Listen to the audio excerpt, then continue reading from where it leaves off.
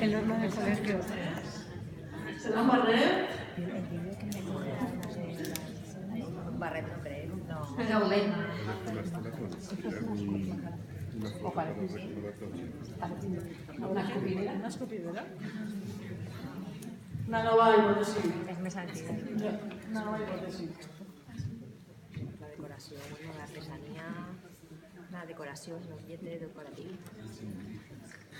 Algú coneix aquest objecte? Més o menys.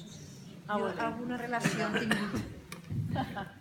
Parla'ns. Jo reconec un poc aquesta ceràmica perquè dels tallers que se fan en les escoles d'adults, l'any passat vingué una xica d'Anna, que era alfarera, i es va ensenyar a fer una cosa molt pareguda a aquesta, amb el torn. Després la pintura, ves que era del mateix, pràcticament el mateix to rogent.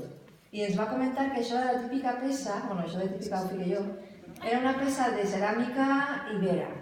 Sí, senyora. I la pintura te rebia un nom, però ara no me'n recordo quin nom tenia, aquest tipus de...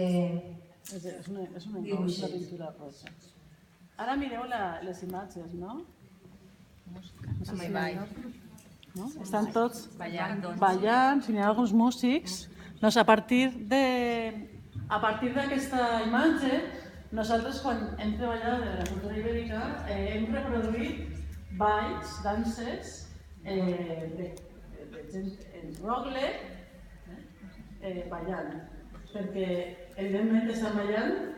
Aleshores hi ha una cultura mediterrània que es manté des d'aleshores, i nosaltres també hi ha balls de rogle que està permanentment apareguent en l'arqueologia. Doncs,